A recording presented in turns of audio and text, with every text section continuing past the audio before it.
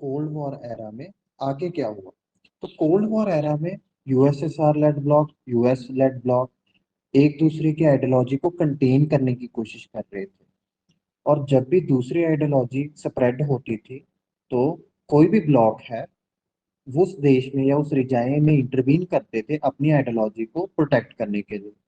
जैसे अमेरिका ने वियतनाम में इंटरवीन किया कि साउथ वियतनाम की जो सरकार है वो बच सके नॉर्थ वियतनाम के ऑनस्लॉट से, क्योंकि साउथ वियतनाम कैपिटलिस्ट जो विचारधारा थी उसको सपोर्ट कर रही थी, वो वेस्टर्न ब्लॉक में थी। और नॉर्थ जो वियतनामीज थे वो यूएसएसआर और चाइना के इन्फ्लुएंस में थे और वो कम्युनिस्ट विचारधारा से चल रहे थे। तो 1956 में सोवियत ने इंटरवीन किया हंगरी में। तो हंगरी में भी कम्युनिस्ट की एक सरकार थी, वो सोवियत सैटेलाइट स्टेट थी। पर इस सरकार के खिलाफ कुछ प्रोटेस्ट हुए, तो सोवियत यूनियन ने इंटरवीन कर दिया। 1961 में बे ऑफ पिग्स इन्वेजन हुआ। बे ऑफ पिग्स एक तरीके से खाड़ी है जैसे बे ऑफ बंगाल है, वो क्यूबा में है। वहां पे यूएस ने एक इन्वेजन को प्रमोट किया। जो क्यूबा के ऐसे लोग थे, अमेरिका में थे ये, उनको ट्रेन किया गया। ऐसे लोग थे जो क्यूबन कम्युनिस्ट सरकार को नहीं पसंद करते थे। फिडल कास्ट्रो का जो सिस्टम था सारा कम्युनिस्ट, उसके अगेंस्ट खड़े थे, उनको ट्रेनिंग दी और इन्वेजन स्टार्ट की।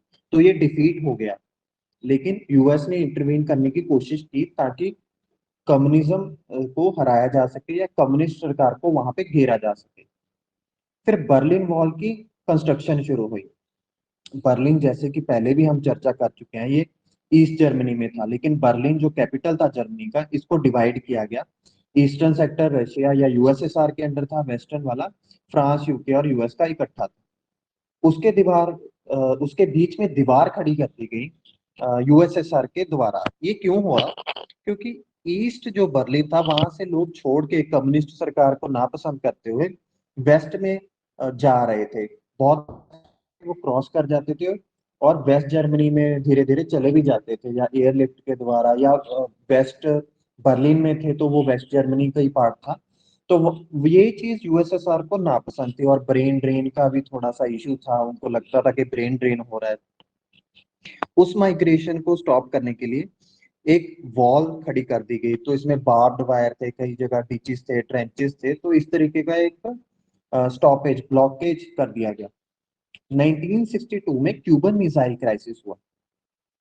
इसमें क्या था कि यूएसएसआर ने अपना मिसाइल सिस्टम क्यूबा में लगाए, मिसाइल्स लगाई जो न्यूक्लियर वॉरहेड भी कैरी कर सकते थे। और क्यूबा कहाँ था? क्यूबा यूएस के नजदीक था, ये नॉर्थ अमेरिका में एक आइलैंड कंट्री है। तो ये तो यूएस के नजदीक मिसाइल्स आ गए थे। इसको करने के दो कारण थे। पहला, क्यूबा में कम्युनिस्ट सरकार को यूएस ने घेरा था, जो इन कोशिश की थी कम से कम घेरने की, इन्वेजन किया था 1961 में, बे ऑफ पिग्स इन्वेजन। तो ये बड़ा कारण था। तो यूएसएसआर को इसका भी गुस्सा था और क्यूबा भी यही चाहता था। दूसरा, इटली और टर्की में जुपिटर मिसाइल थे यूएस के, वो काम कर रहे थे पे अपना मिसाइल सिस्टम लगाया। और टर्की तो यूएसएसआर के बहुत नजदीक था, इटली भी नजदीक था, ये यूरोप में थे। तो यूएसएसआर को बुरा लगा कि वो अपनी टेक्नोलॉजी यहाँ पे मिसाइल सिस्टम क्यों लगा रहे हैं। तो उसके विरोध में उन्होंने वहां पे मिसाइल लगा दी। लेकिन ये क्राइसिस न्यूक्लियर वॉर में भी तब्दील हो सकता था, पर थोड़ी सूझबूझ से काम लिया गया। यूनाइटेड नेशंस में ये मामला पहुंचा और फाइनली यूएसएसआर और यूएस लेड ब्लॉक ने ये डिसीजन लिया कि ओपनली क्यूबन मिसाइल जो है यूएसएसआर वापस लेके जाएगा। और जो क्यूबा है वहां पे गारंटी होगी कि यूएस कभी इंटरवीन नहीं करेगा फ्यूचर में। तो यूएसएसआर को ये पॉइंट्स कंसीड करने पड़े, और ये एक पॉइंट उनका फेवर में ये था कि क्यूबा में यूएस दोबारा इन्वेजन नहीं करेगा। इसके अलावा जो इटली और टर्की में मिसाइल्स थी तो उस पर भी कंट्रोल किया गया। वो जो स्ट्रेटेजिक ऑफेंसिव वेपन से वो कम किए गए ताकि सिक्योरिटी जो थ्रेट्स हैं यूएसएसआर पे वो कम हो सके। तो म्यूचुअली ये प्रॉब्लम सॉल्व हो गई थी। उसके बाद 1965 में अमेरिका ने इंटरवेंशन की डोमिनिकन रिपब्लिक में। तो ये भी एक कंट्री नॉर्थ अमेरिका में ही है। तो इस तरीके के इंटरवेंशन जैसे यूएसएसआर और अमेरिका थे ये करते रहते थे। फिर 1968 में सोवियत ने चेकोस्लोवाकिया में इंटरवेंशन कर दिया, तो सोवियत यूनियन वहां भी गया। ये भी एक सैटेलाइट स्टेट थी कम्युनिज्म की। 1972 में एक बड़ा मोड़ आया कोल्ड वॉर में। रिचर्ड निक्सन जो कि यूएस के प्रेसिडेंट थे, इन्होंने चाइना में विजिट किया और ये माओ जेडुंग वहां के लीडर से भी मिले थे। उस मीटिंग में चाइना यूएस के पास आता गया उसके बाद 1972 के बाद, और नजदीकियां बढ़ी। चाइना यू वेस्टर्न लेड ब्लॉक के नजदीक आ गया और यूएसएसआर अलग थलग पड़ गया था। उसके बाद 1978 से 89 तक वियतनाम ने कंबोडिया में इंटरवेंशन की। तो वियतनाम ने जो है कंबोडिया में मिलिट्री भेजी और लड़ाई की।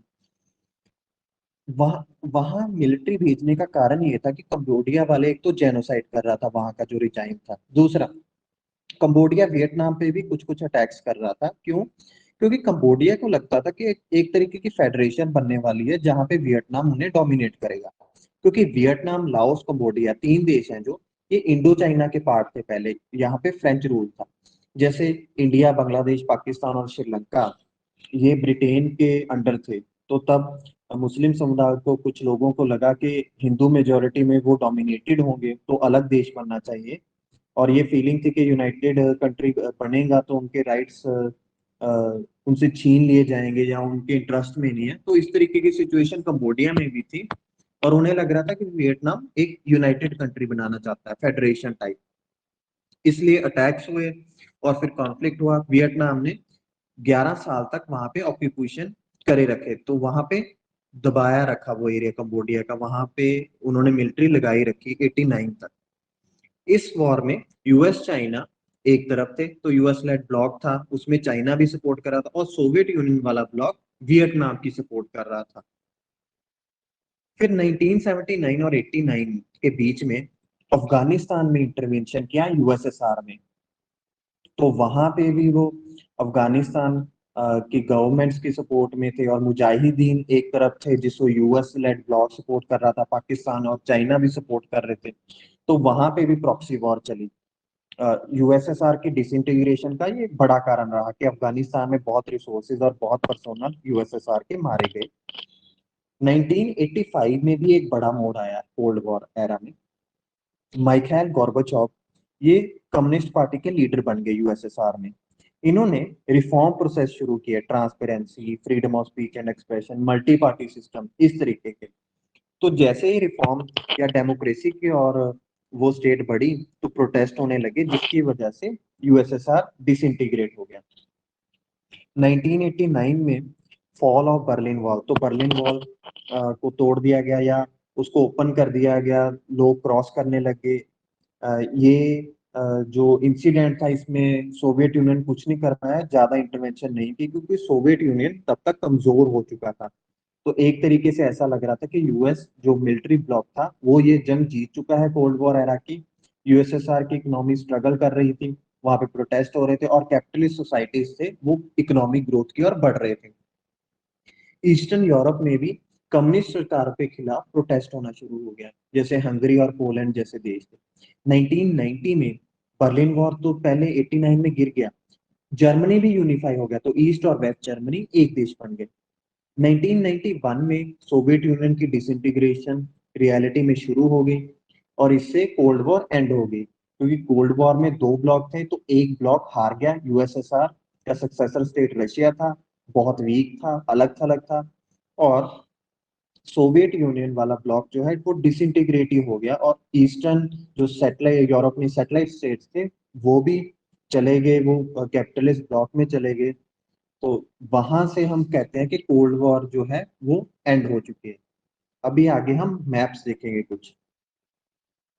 इस मैप में आप हंगरी और चेकोस्लोवाकिया जैसे देश देख सकते हैं। यहाँ पे हंगरी है, चेकोस्लोवाकिया है, इसके बाद में जो है चेक रिपब्लिक बन गया और स्लोवाकिया अलग हो गया, तो पोलैंड, इस तरीके के देश थे जो सोवियत इन्फ्लुएंस में थे। तो जर्मनी तो यूनाइटेड आपको दिखे, बर्लिन जहाँ था, और ईस्ट जर्मनी ये सोवियत के इन्फ्लुएंस में था, ये सैटेलाइट स्टेट्स थे। और कुछ देश तो सोवियत यूनियन एक कंट्री था उसका पार्ट थे। वो कौन से थे? मोल्डोवा, यूक्रेन, बेलारस और एस्टोनिया, लैटविया, लिथुआनिया। तो ये छह देश यहाँ पे आप देख सकते हैं। ये रशिया जो है कंट्री अभी आज मौजूद है, इसमें जुड़े हुए थे और इसको इकट्ठा सोवियत यूनियन कहते थे। तो ये छह कंट्री, सातवां रशिया। फिर नीचे आप जॉर्जिया, अजरबैजान और अर्मेनिया को देख सकते हैं रशिया के नीचे।